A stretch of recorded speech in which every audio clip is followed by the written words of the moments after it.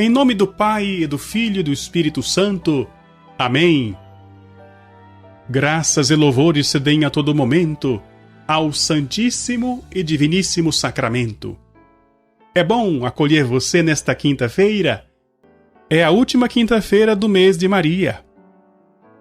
Quero convidar você hoje a dedicar um tempo para adorar o Senhor Jesus no Santíssimo Sacramento. Sim, aproveitemos enquanto nos é possível. Aproximemo-nos do trono da graça. E quando você fizer a sua adoração, não esqueça de rezar pela obra Coração Fiel, pela comunidade Coração Fiel, que nesse final de mês precisa muito da sua ajuda, da sua doação. Quem pode ajudar financeiramente, por favor, ajude. E quem não pode, por alguma situação, por alguma dificuldade, dê a sua oferta por meio da oração. Porque esta obra existe e se mantém graças a muitos milagres. A sua doação é um milagre e a sua oração garante mais milagres ainda.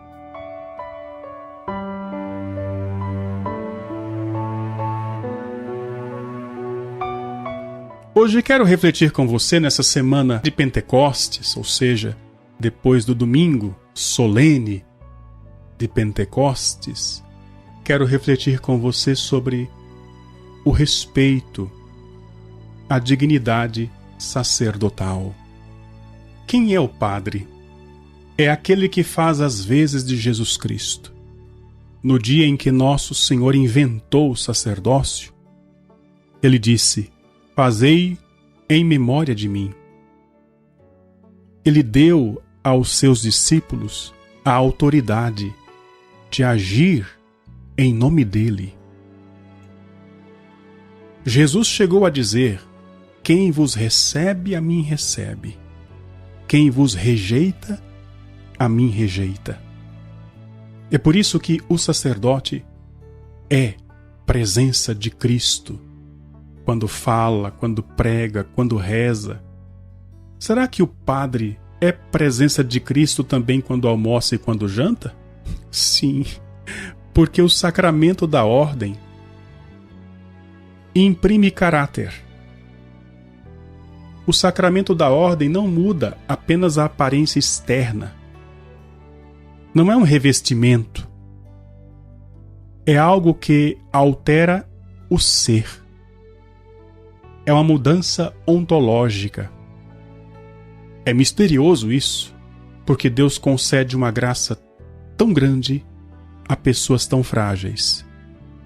Continuamos humanos, nós padres. Continuamos limitados. Continuamos cheios de pecados, porque somos gente. Mas a graça do sacramento concede a todo padre a autoridade, a capacidade de agir em nome de Cristo, na pessoa de Jesus Cristo, cabeça e pastor. O padre tem o poder das chaves, isto é, pode livrar o pecador do inferno e torná-lo herdeiro do paraíso. E olha só que Deus mesmo quis obrigar-se a confirmar aquilo que o padre diz na hora do sacramento da confissão. Perdoar ou não perdoar? Conforme o padre absolve o penitente que está disposto para isso, ou não o absolve se não estiver com a disposição necessária. Deus subscreve a sentença do padre. Se Jesus Cristo descesse do céu a uma igreja e se sentasse no confessionário para ouvir a confissão dos penitentes, e no outro confessionário se sentasse um sacerdote, se Jesus e o sacerdote, ao mesmo tempo, dissessem: eu te absolvo, tanto um como o outro ficariam igualmente absolvidos. E honra não seria para um súdito se o rei lhe conferisse o poder de livrar da cadeia a quem quisesse. Mas muito maior é o poder que Jesus deu aos seus padres, o poder de livrar o pecador do inferno, ou seja, libertar não apenas o peso material do corpo, mas também as cadeias da alma. É importante lembrar que a nossa fé inclui uma verdade tremenda. O Verbo encarnado se obrigou a descer à terra por meio das mãos do sacerdote, que consagra, por meio de seus lábios que pronuncia as palavras que ele mesmo disse na Santa Ceia. É de assustar ouvir que Deus obedeceu a Josué, quando na Bíblia lemos a oração que ele faz, ordenando ao sol que ficasse parado. E Deus obedece à oração de Josué? Claro, nós sabemos que na verdade não foi o sol que parou, é a terra que parou no suposto milagre cósmico. O objetivo da Bíblia não é dar explicação científica, né? Mas o milagre aconteceu. Lembra da música? Elias orou, o fogo desceu. Josué orou e o sol parou. Deus obedece à oração do homem, desses homens de modo especial. Mas muito mais espanto causa-nos pensar que, por meio de poucas palavras de um homem ordenado padre, Deus mesmo, obedecendo suas palavras, vem sobre o altar, se coloca nas mãos do padre.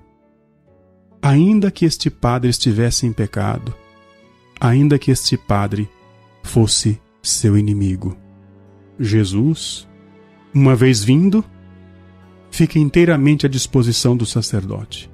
Cabe ao padre, conforme ele quiser, trancá-lo no sacrário ou colocá-lo no ostensório para adoração, levá-lo para fora da igreja ou tomá-lo para seu próprio sustento, ou então dá-lo em alimento aos fiéis. Ó poder sublime do Padre! Ó bondade inefável de Jesus! Sendo tão grande a dignidade dos padres, muitos santos tiveram razão em terem para com eles sentimentos da mais alta veneração. O São Martinho, por exemplo, convidado à mesa do imperador Máximo, bebeu primeiro a saúde do capelão, o padre responsável, depois a saúde do imperador. No Concílio de Nicéia, Constantino Magno quis sentar-se no último lugar, depois de todos os sacerdotes, numa cadeira mais baixa. Quando o Santo Antão se encontrava no caminho com um sacerdote, dobrava logo o joelho, não se levantava enquanto não tivesse beijado a mão do padre e fosse abençoado por ele. Santa Catarina de Sena chegou a beijar o chão, a terra que o sacerdote tinha pisado na sua passagem. Quero falar com você, meu irmão, minha irmã, meu filho, minha filha.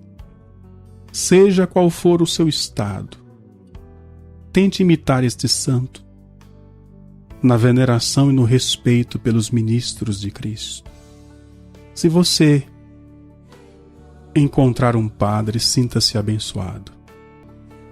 Receber um padre em casa é receber a presença de Jesus. Jesus mesmo.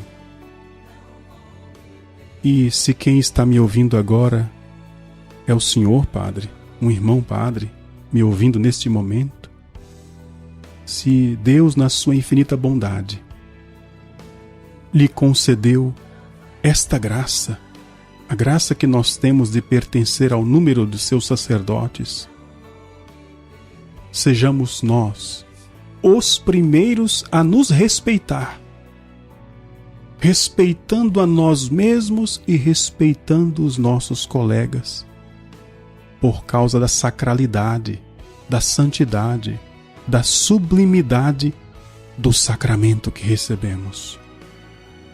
Que as tuas ações, Padre, estejam em harmonia com a tua dignidade e conforme o preceito que nos ensinou São Paulo.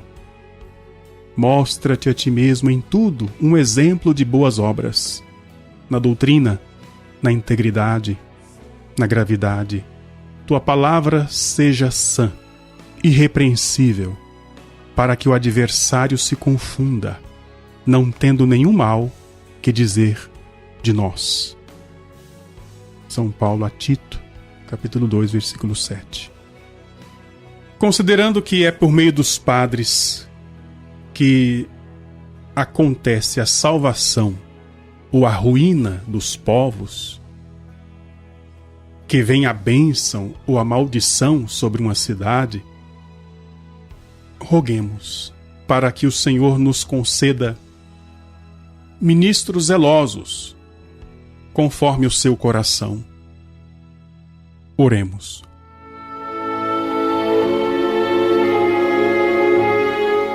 Meu Deus, creio que entre todas as dignidades criadas, a do sacerdócio é a mais alta. Creio-o, ó Senhor, e por isso prometo com o vosso auxílio estimar e venerar sempre todos os sacerdotes, por serem os vossos representantes na terra. Proponho também escutar aqueles que me queirais dar por superiores, diretor espiritual, confessor, pároco, assim como eu escutaria a sua própria voz, Senhor. Porque o Senhor mesmo disse: quem vos ouve, a mim ouve, e quem vos despreza, a mim é que despreza. Mas vós, ó meu Deus, dai-me a graça de vos ser fiel, e dai à vossa igreja ministros zelosos, que sejam agradáveis a vosso coração e convertam grande número de almas. Peço-vos esta graça pela intercessão de Maria Santíssima. Rogai por nós, Santa Mãe de Deus, para que sejamos dignos das promessas de Cristo para sempre. Amém. Desça sobre vós a bênção de Deus Todo-Poderoso, Pai, Filho e Espírito Santo. Amém.